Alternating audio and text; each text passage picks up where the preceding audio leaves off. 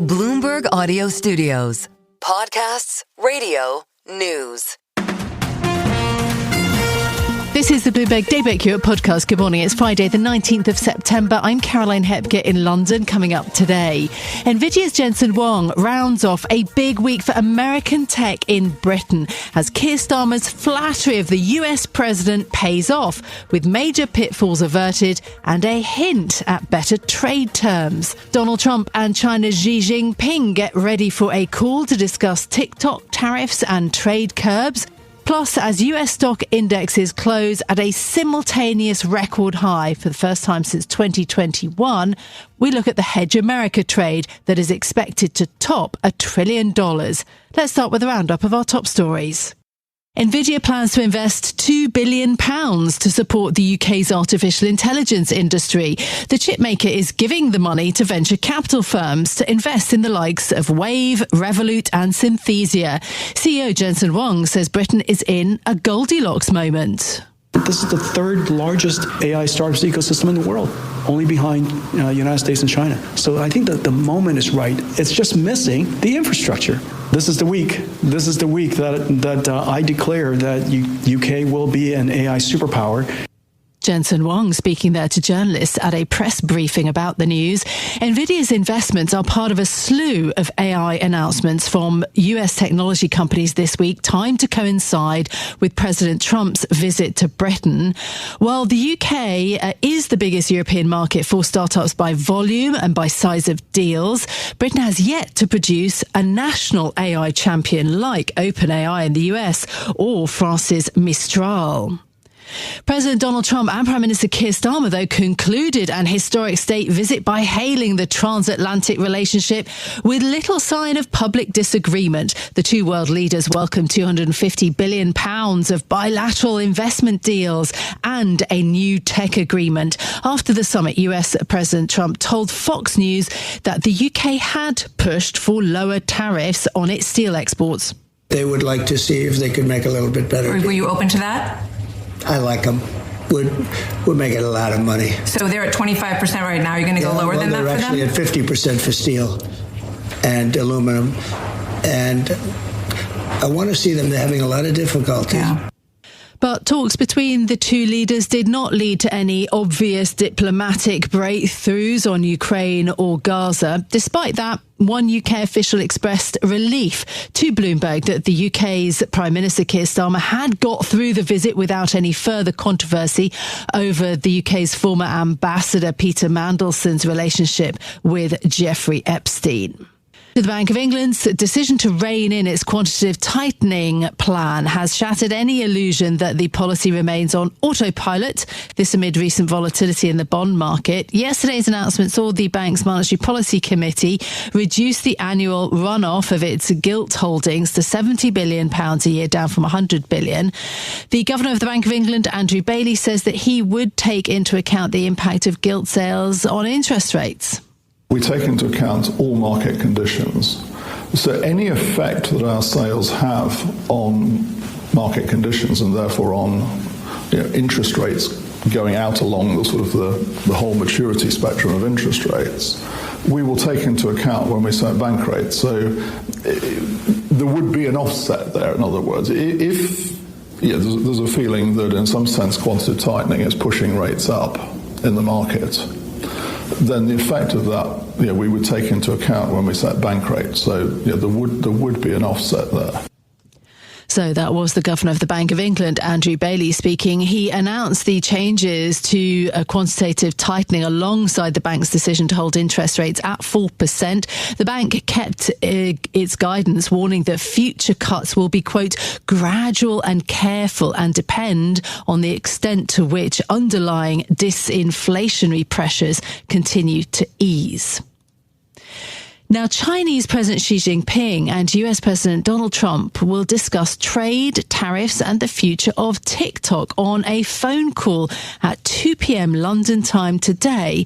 It's the first conversation since June between the leaders of the world's two largest economies. Part of the discussion will focus on plans to shift control of TikTok's US operations from Chinese parent company ByteDance to a group of American investors. Speaking yesterday, Trump teased ahead to the deal. The United States is getting a tremendous fee plus. I call it a fee plus for just making the deal. And I don't want to throw that out the window. No, I'd rather reap the benefits. I mean, the kind of money we're talking about is very substantial. And it'll be owned by all American investors and, the best investors and the, very rich people and companies are going to be owning it. Very, very straight, very legitimate companies. And really companies that love America. So they're going to be owning it. It's a big thing. President Trump speaking there. As Bloomberg understands, ByteDance will hold no more than a 20% stake in TikTok, while other investors, including Oracle and Silver Lake, would be involved. The two leaders will also discuss ongoing trade restrictions when it comes to semiconductors and rare earths. It's hoped that the call may lay the groundwork for their first in-person meeting since President Trump returned to office in the US. Now, President Trump says that US broadcasters should face license scrutiny if they are too critical of him. The comments came as he defended ABC's decision to suspend Jimmy Kimmel's TV show indefinitely following remarks about conservative activist Charlie Kirk. Speaking to reporters on board Air Force One, the president suggested he is often targeted by late-night television hosts. I read someplace that the networks were 97% against me. I get 97% negative, and yet I won easily. I won all 7 swing states, popular, I won everything. And if they're 97% against, they give me only bad publicity or press. I mean, they're getting a license. I would think maybe their license should be taken away. So that was Donald Trump speaking there. His remarks come days after he filed a $15 billion lawsuit against the New York Times newspaper. The president and his allies have long complained that America's mainstream media is biased against conservatives. Trump has repeatedly called for CBS, ABC and NBC news networks to get rid of late-night comedy hosts who he says frequently criticize his administration. And lastly, the UK's Secret Service is aiming to recruit new spies using a website on the dark web. MI6's chief Richard Moore is launching a secure messaging platform called Silent Courier, which is designed to target foreign agents. Bloomberg's James Wilcock has more. How do you become the next James Bond? Well, one modern answer is be Russian and download a VPN. MI6's boss, who goes by the moniker C, is calling on people all over the world to help British intelligence over the internet in the name of global stability. It's a message being targeted particularly at Russians, with a new website being hosted on the dark web for anonymity. In London, James Wilcock, Bloomberg Radio. Those are our top stories this morning. Let's get to the markets. European stocks rose 0.8% at the close yesterday, but we didn't quite make the highs that we saw for 4 of the US's main stock indices yesterday. Huge run up. In terms of the S&P 500 futures, they are consolidating above 6,700. Also, we saw the Bank of Japan keep interest rates at 0.5% at the end of a very busy central banking week. That has meant the yen has strengthened. Japanese equities have dropped. You've also heard about the Bank of Japan offloading its ETF holdings, or beginning to do that. So that was the other big news from that decision. In terms of Treasury yields, 10-year Treasury yields at the moment up a basis point at 4.12 right now. The Bloomberg Dollar Spot Index is flat. Oil prices are down and gold is up 0.4%. Those are the markets. In a moment, I'm going to bring you more on the Trump-Xi call that we're expecting at 9 a.m. Washington time. That's 2 p.m. in London here. And also the global surge in stocks after a record-breaking US rally yesterday. So we'll get to that in a moment. But another story caught my eye. It's being marketed as a quick fix for mental health, but behind the slick advertising, the drug ketamine has some unknown, possibly really serious downsides, and it is the subject of Bloomberg Businessweek's Michelle Luke in a piece that she's written. She describes ketamine as this rapid-acting substance that increases the brain's neuroplasticity. It's also got some antidepressant effects. Obviously, we know that it has been used as an anesthetic in operations, both for human beings and, yes, for horses. But she talks in a very interesting way in her piece about how social media has fueled the rise of ketamine as a kind of trendy mental health hack, and that this market staggeringly is worth $3.4 billion in the US. And she kind of charts the rise of it, but also the massive potential unknowns and downsides, the risks of addiction and misuse. And it got me thinking about the UK. Ketamine use here in the UK has also been massively on the rise. It hit a record high in the year to the end of March 2023. That's why it's got the government thinking about raising it, not just from a Class B drug, i.e. illegal to buy and sell, but actually to a Class A drug, which would, put it into an even more serious category. But it is just staggering, how much the online hype has sort of contributed to the rise of ketamine, that it really isn't such a straightforward, life hack. Anyway, it's a very interesting piece. I will put a link to it in our show notes to Bloomberg Businessweek's Michelle Luke. Now, President Trump will hold a call with Xi Jinping this Friday. It will include potentially a decision on TikTok and also wider trade discussions, perhaps setting up an in-person meeting. It comes after a state visit to the UK in which policy differences were smoothed over. Joining me now is Bloomberg's chief Asia correspondent Roslyn Matheson to discuss. Good morning, Ros. TikTok and transactional diplomacy. What do you think might emerge? A US-owned but a Chinese-controlled algorithm? Well, it seems to be it'll be owned by a group of US investors, but we don't know a lot of the details yet. And Donald Trump did not want to be drawn on it, particularly yesterday. But what we do understand is part of that is ByteDance's holding would go down to less than 20%. So potentially under that threshold that would trigger those national security law aspects. And Oracle, Silver Lake, Andreessen Horowitz would have the rest. And as you're saying, ByteDance essentially licenses its technology to that group for a new platform, so that the people who use TikTok now in the US will be migrated to a new platform that essentially mirrors the experience they have now. And ByteDance and TikTok, as we know it now, would help build it because they have the know-how.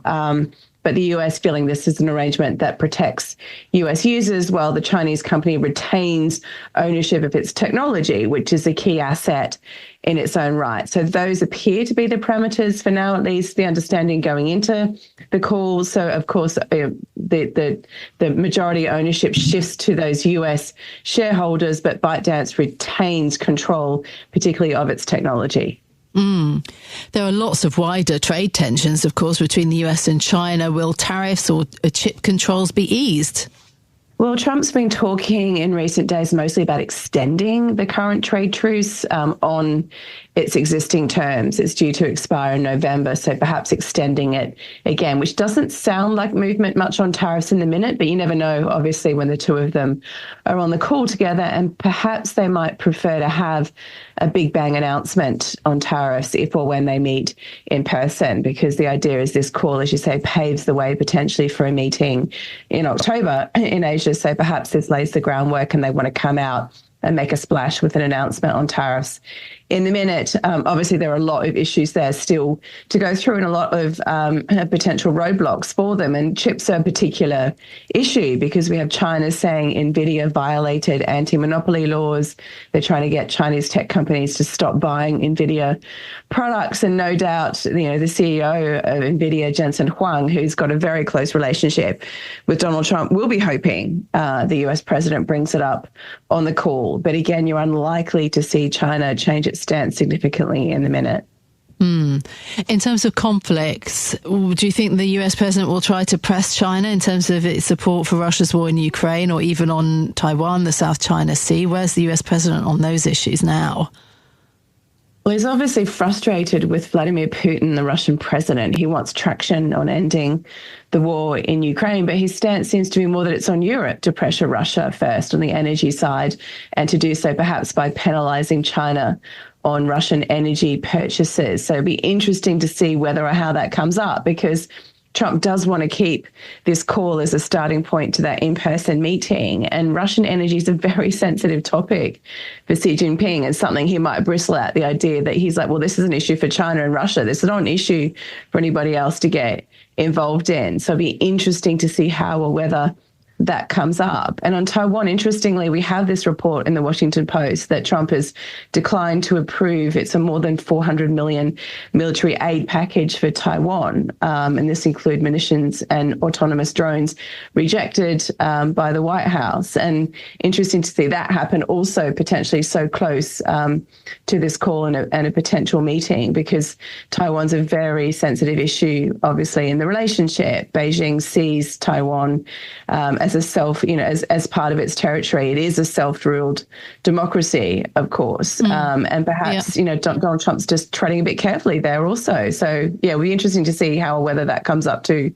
Okay, so that's all the kind of anticipation around the US and China. But I do want to get a word in there about the president's state visit to the UK. What did you make of it? What do you think is the conclusion in Britain, certainly, around this?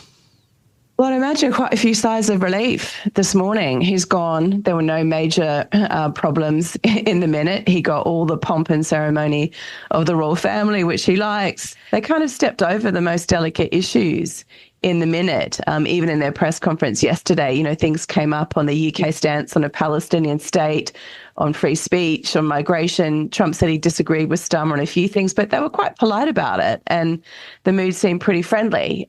So this visit probably went as well as it could for the UK Prime Minister. But the hard stuff was also off the table in a way. They punted on steel tariffs. They didn't really get into detail on Ukraine and a path forward from there. So, some of the hard stuff was obviously left off the table in order just to have this meeting go as smoothly as possible. Yeah, absolutely. Ros, thank you so much for being with me this morning. Bloomberg's chief Asia correspondent, Rosalind Matheson.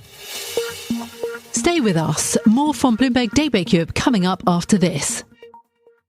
Now, the S&P 500, NASDAQ 100, Dow Jones Industrial Average and Russell 2000 Small Cap Index all closed together at fresh record highs for the first time since November 2021. So it turns out that all the Sell America angst swirling in markets earlier this year may have been misplaced.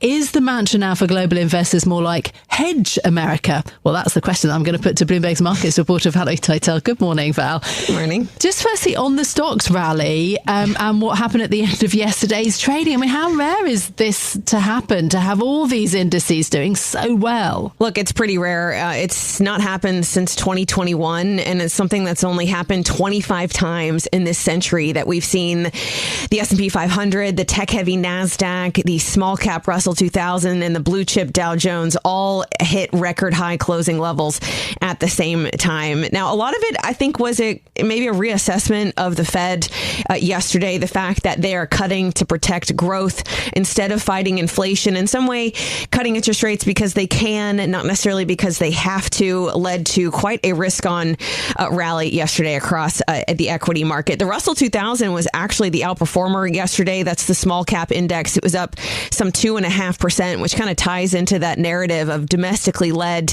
U.S. growth that would benefit small caps the most on the back of this restarted easing cycle from the Fed. So where do you think that leaves valuations then? Well, look, that's a hard one to argue. I mean, there are plenty of people who've come on this show and sat around this table and said valuations are stretched in the U.S. only to get it wrong, a few weeks later. I think the issue here, Caroline, is that if you miss a bull market, if you're a portfolio manager, if you're a manager of funds and you miss a bull market, it's the biggest thing to make up for in your portfolio. So yes, valuations are stretched, but the Fed is kicking off the second round of this easing cycle. And usually when the Fed is cutting, if there's no immediate recession on the horizon, that is a good framework for equities to rally. And I think that was the conclusion yesterday, that no matter the valuation, it is looking better and better for U.S. stocks if the interest rate of the Federal Reserve is going to keep decreasing this year. Yeah, absolutely. And so does that mean the rest of the world, as you say, wants in on this U.S. stock market rally? I mean, what does it mean for other U.S. assets? Well, I think it's interesting what you noted there about inflows into U.S. assets, but a lot of these inflows are becoming hedged on an FX basis. And that's something that's really interesting to talk about, because the first time this decade, FX hedged inflows into U.S. assets are now dominating unhedged exposure. And this is a very big shift that's happened in the market in the last 6 months, really since the tariff tailspin back in April, because previously, holding dollar unhedged tech stocks was the biggest winning trade of the century. The fact that we, at least in the previous decade, had a rising stock market alongside U.S. dollar appreciation really led to foreign investors dropping their FX hedges on a pretty steady basis. But a lot of that has been spun around. We have some estimates from the street that out of the $30 trillion of U.S. assets held in foreign hands, now $1 trillion of that is now hedged, which puts the hedging ratio really back in line to where it was a decade ago. This is Bloomberg Daybreak Europe, your morning brief on the stories making news from London to Wall Street and beyond. Look for us on your podcast feed every morning on Apple, Spotify and anywhere else you get your podcasts. You can also listen live each morning on London DAB Radio, the Bloomberg Business app and Bloomberg.com. Our flagship New York station is also available on your Amazon Alexa devices. Just say, Alexa, play Bloomberg 1130. I'm Caroline Hepker. And I'm Stephen Carroll. Join us again tomorrow morning for all the news you need to start your day, right here on Bloomberg Daybreak Europe.